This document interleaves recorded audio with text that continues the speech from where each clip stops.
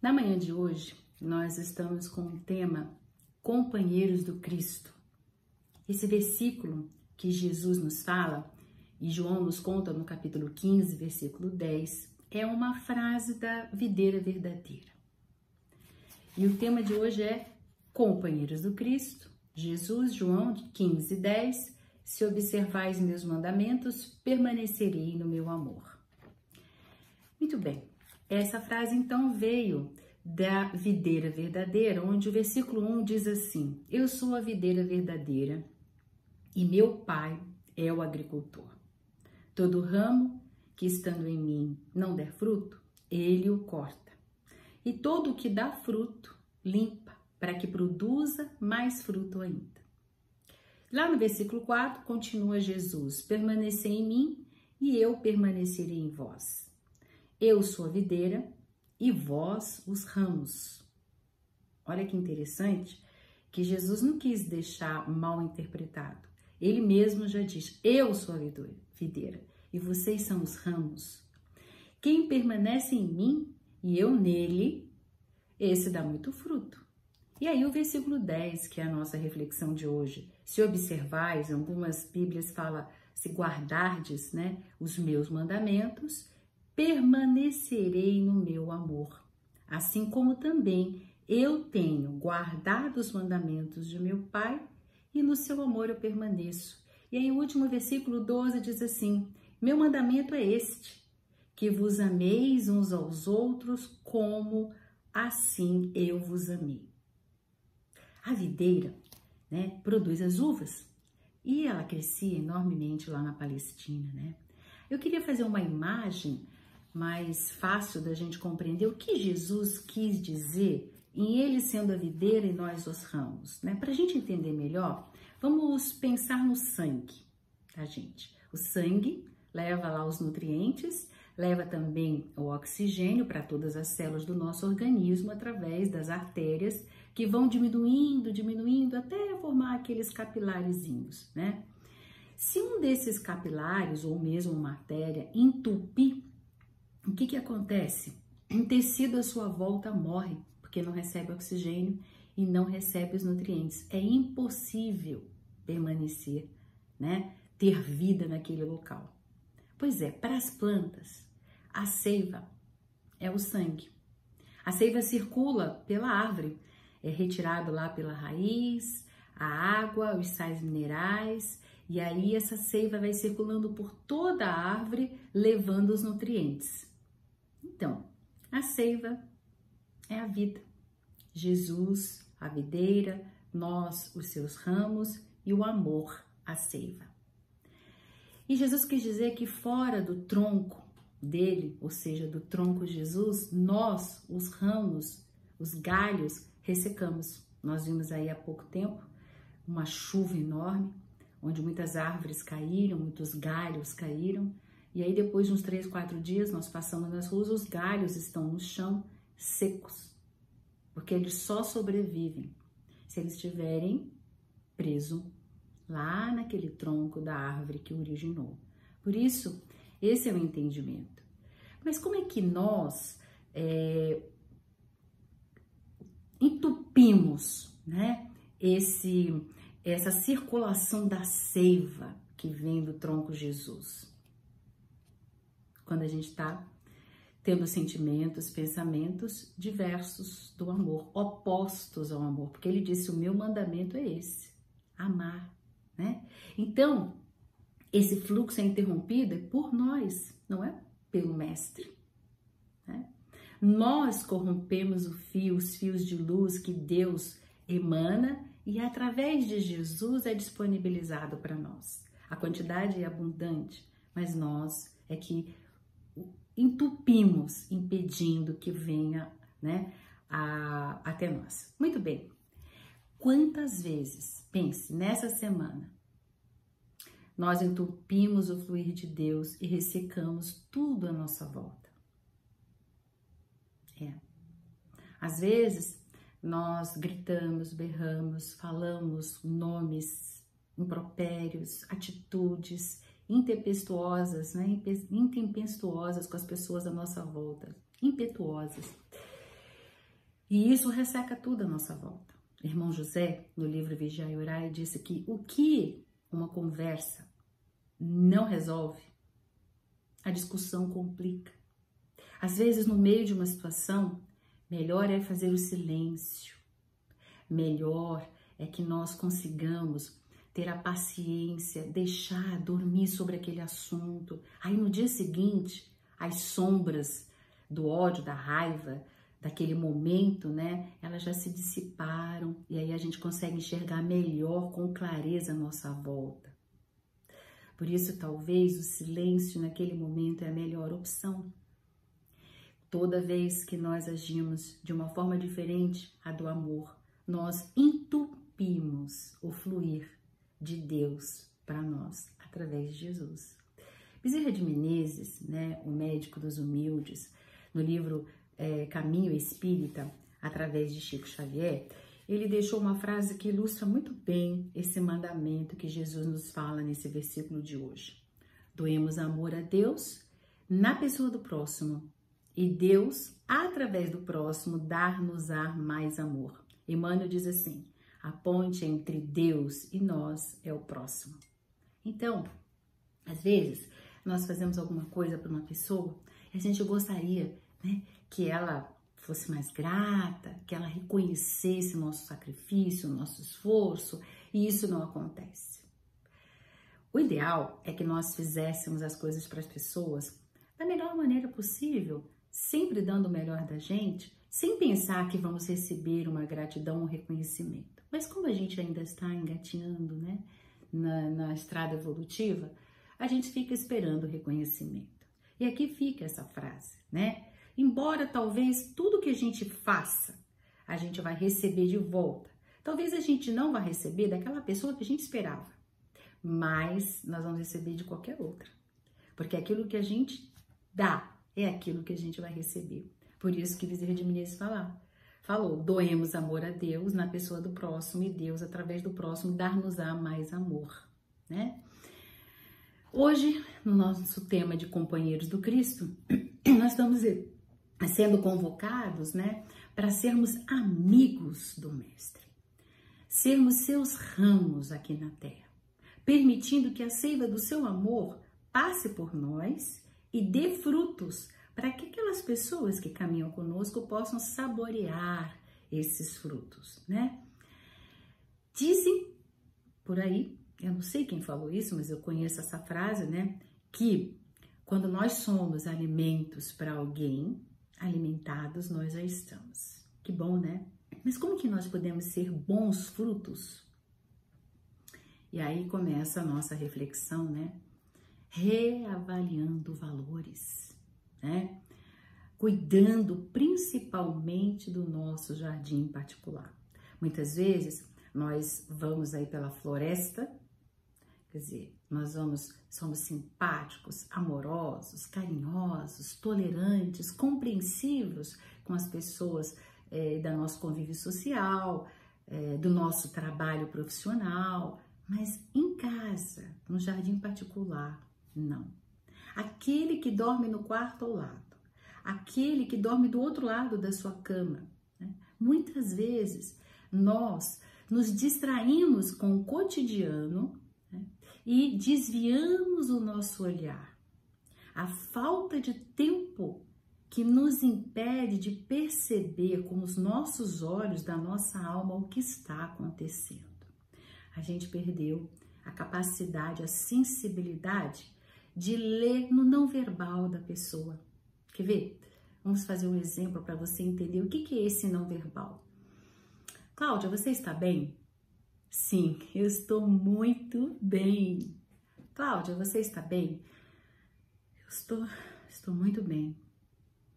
Cláudia, você está bem? Eu estou muito bem. Percebeu? Toda a mesma pergunta, a mesma resposta, mas o não verbal de um era alegria, o outro era tristeza e o outro era raiva. Percebe? A gente perdeu essa sensibilidade de olhar com os nossos olhos do coração aquilo que está passando com as pessoas que estão próximas de nós. E ali no convívio familiar, que muitas vezes a gente quer converter aquelas pessoas para o nosso melhor convívio, e aí a gente acaba metendo as mãos pelos pés, ressecando tudo à nossa volta, quando a gente usa aquelas palavras, aquelas atitudes, aquele olhar crítico, julgador, né? Aquela coisa de eu tô ouvindo, mas ai, né? Aquilo assim que a gente não fala, mas mostra, né? E aí nós metemos os pés pelas mãos. Nós precisamos entender que quando somos convidados a sermos companheiros do Cristo, nós precisamos entender que nós estamos fazendo tudo no seu nome. E o que seria isso, fazer no nome de alguém? Vamos imaginar um exemplo aqui prático. Você tem 2 lugares para ir, mas é no mesmo horário. Você não tem como adiar, é imprescindível você estar nos 2 lugares, então você escolhe alguém. Mas você vai nomear esse alguém para ir em um dos lugares enquanto você vai no outro, né? Então esse alguém, ele vai falar, ele vai agir, vai tomar decisões no teu nome. Então é preciso que este que vai saiba exatamente como você é, como você pensa, como você sente, como que você agiria. Pois é, tá vendo quanta responsabilidade é o convite de hoje? Em nome do Cristo, aqueles que estão na nossa família requer a seiva da paciência, a seiva da tolerância, a seiva do respeito, a seiva do amor nas ações. Quando nós pensamos em alguém para responder em nosso nome, nós vamos procurar um amigo.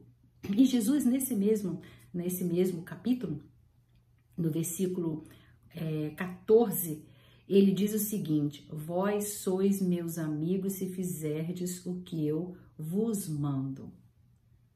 Ele já nos chama de amigo, né? Mas como que é a gente usufruir da intimidade do mestre? Porque quando a gente tem um amigo e a gente viaja, a gente até fala assim: você pode ir lá em casa, molhar as plantas, ou trocar a areia dos meus gatinhos, toma aqui a chave. Você dá a chave da sua casa, tamanha confiança e a segurança que você tem com essa pessoa. E Jesus já nos chama, nesse passagem da videira verdadeira, ele já nos chama de amigos. Mas como que nós podemos usufruir dessa intimidade com o Mestre? Nós precisamos, diz lá no livro Palavras de Vida Eterna, Emmanuel através de Chico, lá no capítulo 22, ele diz assim: precisamos sentir como Jesus para aprendermos a raciocinar como ele e então servir com ele. Pensar como Jesus e raciocinar como ele. Nunca né? Eu vou retribuir na mesma moeda, olho por olho, dente por dente. Nunca tudo bem, eu não vou fazer mal, mas espera, que nada como um dia atrás do outro, uma noite no meio. Espera que a justiça, ela vai vir a galope. Então a gente pensa que a gente não fez com as mãos, mas os nossos pensamentos, eles chegam até aquela pessoa. E se aquela pessoa estiver desequilibrada, com pensamentos e sentimentos inferiores, ela vai captar essa energia e isso vai piorar. Se ela tiver com os pensamentos evoluídos, não vai atingir. Mas nós estamos todos no dia a dia, no mesmo dia, a gente tem pensamentos bons, pensamentos ruins. Como diz o próprio Paulo de Tarso, nos disse assim: quando eu quero fazer o bem, o mal está comigo. Porque nós temos séculos e séculos ainda de sombras, de atitudes que estão enraigadas na nossa alma. E a necessidade, a força, a perseverança, o desejo da mudança faz com que a gente reavalie diariamente os nossos pensamentos e os nossos sentimentos. Mas cuidado, que o nosso pensamento também é o mal que possa proporcionar, e nós vamos responder por tudo que nós despertarmos nos outros, por tudo que nós fizermos pelo outro, até pelo pensamento. Mas não vai faltar oportunidade para nós servirmos a Deus nos caminhos das nossas vidas, né? E a gente precisa de 4 elementos para que nós tenhamos podemos usufruir da intimidade com Jesus. Nós precisamos servir com Ele através da sua maneira, porque nós estamos em nome dele. Nós precisamos da boa vontade, da bondade, da disponibilidade e da generosidade. Essas são as formas que nós entramos na casa do Mestre sem chaves, como um amigo íntimo. E aí chega aqui o ápice da nossa reflexão. Devemos desobstruir os canais da nossa mente para que os pensamentos do Mestre se confundam com os nossos. Aí volta de novo no Paulo, né? Paulo disse, já não sou eu mais quem vive, é Jesus quem vive em mim. Um dia nós vamos poder fazer isso. Mas se a gente conseguir, durante várias vezes ao dia, desobstruir esses pensamentos inferiores, para a gente poder se confundir com os pensamentos do Mestre, vai ser de muita valia na nossa evolução espiritual. E cada um de nós, ele tem uma maneira específica e peculiar na obra da criação. Não importa se você tem estudos, doutorados, mestrados, né? Lá no plano espiritual, isso não vale. Não, tanto o presidente de uma empresa como aquele que cuida da higiene da empresa é tão importante, um quanto o outro. Lá o que importa é como você faz o seu trabalho. É generoso? É amável? É dócil? É pensando na coletividade? É dando o seu melhor? Então, ok, isso é que vale lá. Essa é a moeda lá no plano espiritual, né? E nada, gente, vai cair nas nossas mãos que já nós não tenhamos desenvolvido a habilidade para servir. O Mestre nos dá um exemplo lindíssimo, né? Lá na história. Quando Ananias, né, o Mestre utiliza para ajudar na conversão do Saulo de Tarso em Paulo de Tarso. Para isso ele pede a Ananias para desprezar o que ele vê e considerar o que ele não vê, ou seja, a essência de Saulo. Saulo, vamos lembrar, estava lá na estrada de Damasco, no seu cavalo, com um grupo, né, de soldados, e de repente Jesus aparece diante dele e fala, Saulo, Saulo, por que me persegues? Nesse momento ele fica cego, né? E levam à casa de Judas, não aquele Judas, mas o Judas, né? Ele vai para aquela casa. E aí ele ficou cego fisicamente, né? E muito bem. Aí o Mestre Jesus envia Ananias para que através das suas mãos de amor, está escrito lá, abre aspas na Bíblia, em Atos 9:18, escamas lhe caíssem dos olhos. Olha só. Ele pudesse tornar a ver. Este é o cuidado delicado de Jesus com cada instrumento de trabalho aqui na terra. Disse Jesus a Ananias, que estava lá questionando, né? Tem certeza, Jesus? Você quer que eu vá lá? O Saulo é aquele que persegue os cristãos. Ele está lá com um pergaminho, né? Porque não tinha papel, né? Um pergaminho.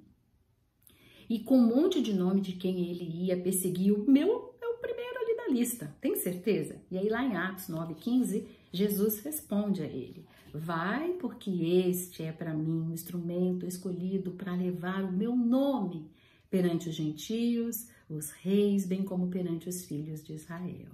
Olha que interessante, né? Isso mostra para nós que todos nós temos a possibilidade, não importa em que situação hoje você se encontra, você pode fazer a mudança e a transformação.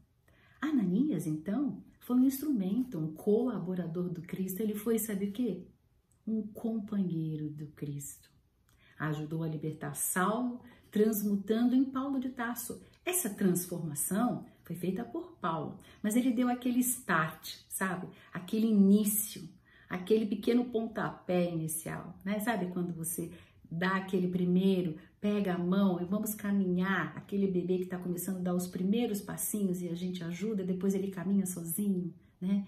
E é isso, porque a transformação só nós podemos fazer, mas sempre pode ter alguém como Ananias que dá e ajuda nos primeiros passos. E se ele não tivesse feito isso, né, hoje nós sequer teríamos ouvido falar em Paulo de Tarso, né? Porque se não fosse Paulo, que ficou um tempo lá no deserto, reestruturou para então fazer as 3 viagens que ele fez pelo caminho, né, pelo mundo dos gentios, os não-judeus, levando o evangelho do Mestre. Nós não teríamos ouvido falar no Mestre hoje, né? Vocês percebem que o Mestre Jesus preocupou em acompanhar de perto o recém-convertido Paulo? Ele usou Ananias, que era seu amigo, as suas mãos, a sua boa vontade, a sua generosidade, a sua bondade, a sua disponibilidade e principalmente, gente, o desejo de deixar fluir o amor, desobstruindo a mente daqueles julgamentos que ele tinha, desprezando o que ele não via e desprezando o que ele via, e considerando aquilo que ele não via, a essência. Pensando e sentindo como Jesus, sendo um galho vivo ligado à fonte, que é o tronco da videira, o nosso Mestre Jesus. Ele aprendeu a entrar no âmago de Saulo e se encontrou nos olhos daquele que Jesus o enviou. Sim, esse é o convite. É para que nós nos encontremos nos olhos daqueles que o Pai, o agricultor, nos encaminha. Diz Emmanuel que a humanidade não pode se iluminar sem homens dispostos, assim como Ananias. E Jesus, o nosso Rabboni, que na época Rabboni é o mestre de todos os outros mestres, e ele era chamado de Rabboni, ele precisa de cada um de nós, os Ananias, né? Desses anos. Nosso ano hoje está finalizando, né? Esse ano de 2023. Então vamos dizer que nós somos os Ananias de 2023, né? Nós somos as mãos, os olhos, o fôlego de vida que servem de instrumento a Jesus na conversão de muitos Saulos em Paulo de Tarso, a nós confiados. Então busquemos a essência nos nossos irmãos de estrada.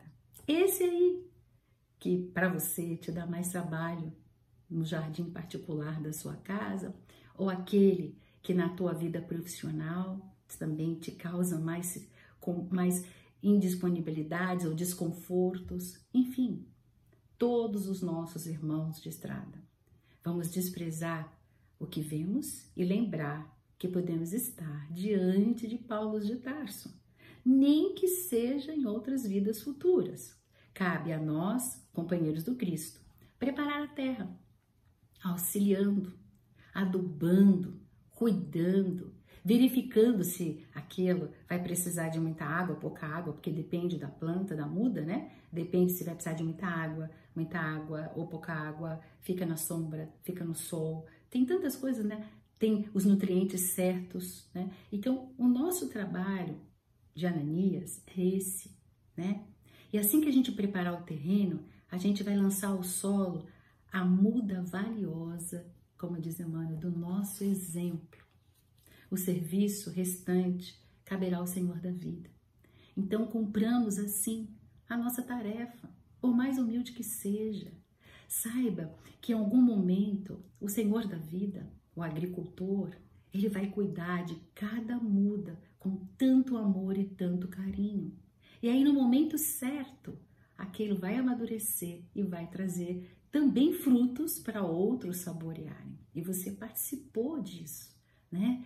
Fruto, quando está muito verde, não adianta a gente tentar arrancar, porque é difícil, inclusive, né, sair do tronco, e quando ele cai, ele não serve para nada. A gente tem que esperar o tempo certo, porque quando o tempo acontece, quando está maduro, basta um pequeno toque e ele cai nas nossas mãos, não é? O fruto. E assim é. O Pai Celestial sabe o momento de dar o toque, e quando ele toque, a sua alma cai nas mãos do Pai Celestial. Ele está pronto para servir, e você fez parte do início, do adubo, né, da preparação para que aquilo acontecesse. Então, cumpra assim a tarefa que o Pai te confiou, servindo sempre em nome de Jesus, né? Transformando vidas com a nossa própria existência, e não com palavras, porque os nossos atos falam mais alto do que as nossas palavras, sendo sim um bom instrumento de Deus, despertando à nossa volta a essência de Jesus, Abraços fraternos.